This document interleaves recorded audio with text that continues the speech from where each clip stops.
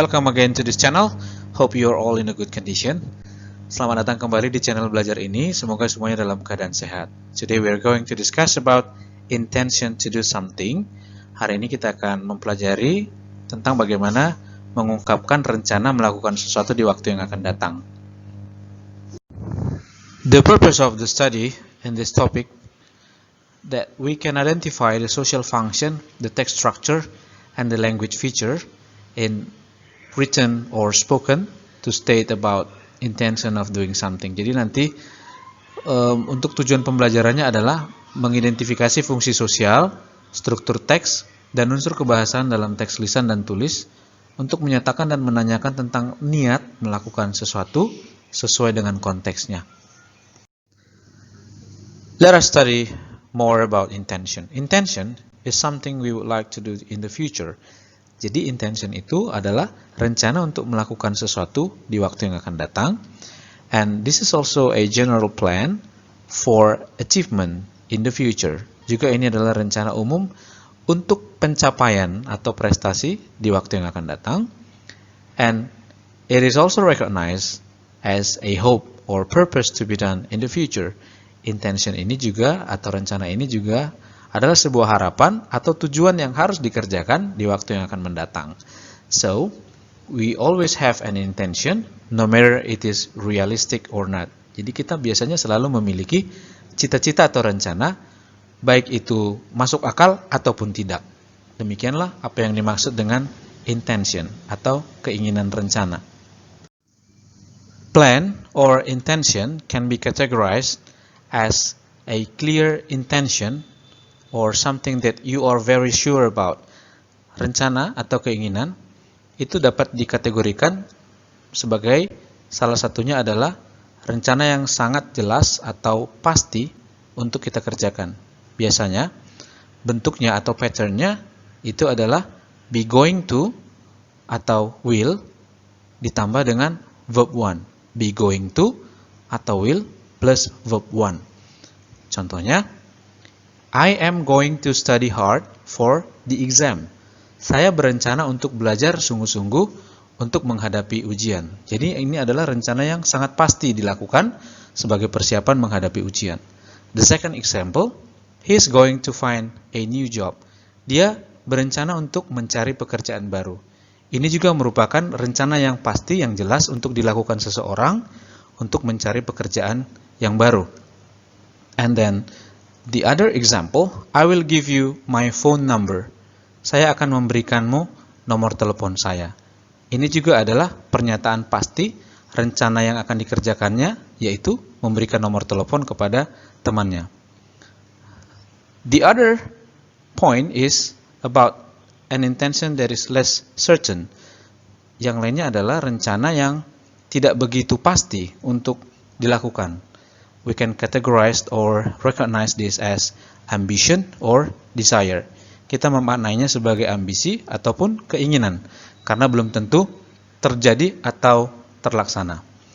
Untuk formasi kalimatnya, pattern ataupun bentuknya adalah kombinasi would like to atau hope to ditambah verb one.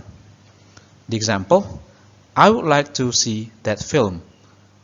I would like to see that film maksudnya dia berkeinginan untuk melihat sebuah film, tetapi mungkin saja ini tidak tercapai, namun dia sudah punya rencana untuk melakukannya.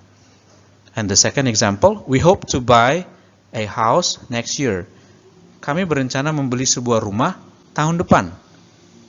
Keinginan untuk membeli rumah, itu adalah rencananya, tapi bisa saja tidak tercapai untuk membelinya di tahun depan. Bisa saja di tahun berikutnya, namun rencana itu sudah ada. So, we can understand this as two examples of plan and intention. Clear intention, that is very sure, and less certain intention. Jadi ada dua, keinginan yang sangat jelas dan keinginan yang kurang begitu pasti untuk terjadi.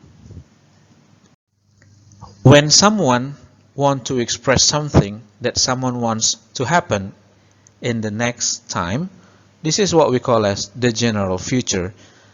Ketika seseorang ingin mengekspresikan sesuatu bahwa dia ingin melakukan atau menginginkan sesuatu terjadi di waktu yang akan datang, ini kita katakan adalah waktu yang akan datang secara umum. Biasanya memiliki kombinasi untuk kata intend plus an infinitive. Contohnya, he intends to settle down with a nice woman someday. Dia berniat untuk berumah tangga dengan seorang wanita yang baik suatu hari. Itu adalah rencananya. Kombinasinya adalah intends plus to settle. Kemudian ada kata expect plus an infinitive. Contoh kalimatnya, Robert expects to see me every weekend at his house. Robert berharap untuk dapat bertemu dengan saya setiap akhir pekan di rumahnya. Jadi, berharap itu adalah keinginan. Kombinasi to see adalah kata kerja infinitifnya. Plan plus an infinitive. Contohnya, Sasha plans to retire from her work and move to another city. Sasha berencana untuk pensiun dari kerja dan pindah ke kota yang lain. Jadi plans di sini rencananya si Sasha, to retire adalah actionnya atau kegiatannya, kata kerjanya. Hope plus an infinitive. Contohnya adalah, we hope to pay our credit card in the next month. Kami berharap bisa membayar kartu kredit kami bulan depan. Jadi ada harapan, ada rencana untuk melakukan apa? Untuk melakukan pembayaran. Jadi to pay adalah infinitive verbnya, hope adalah kata yang dipakai sebagai indikasi rencana. Jadi 4 kata ini biasanya ada dalam general future plan. Let us study the following expression when you want to ask about someone's intention. Mari kita pelajari beberapa ekspresi untuk menanyakan atau meminta orang lain mengemukakan rencananya. Kita bisa mengatakan, what are you going to do? Apa rencanamu? Are you thinking of something? Apakah kamu memikirkan sesuatu? Do you have any intention of? Kita juga bisa menanyakan rencana orang melalui pertanyaan ini. Is it your intention to? Any plan? Or any intention to? Lalu titik-titiknya itu kita lanjutkan dengan kata kerja bentuk pertama. If we want to express an intention to someone else, jikalau kita ingin mengekspresikan rencana kita kepada orang lain, we can say, I'm going to, verb 1, I'm going to study, I'm going to go, I'm going to cook, itu rencana. I'm planning to, plus verb 1. I fully intend to, it is my intention to, I will make an effort to. Jadi ini adalah bentuk-bentuk ekspresi yang bisa digunakan ketika kita ingin menyatakan rencana kita ke depan kepada orang lain. Pay attention to the following short dialogue between Riri, Bayu, and Santi. Riri, I have made a plan with my mother about what to do on this long weekend. We are going to practice baking cookies. Bayu responds, are you going to bake cocoa chips cookies like the other day?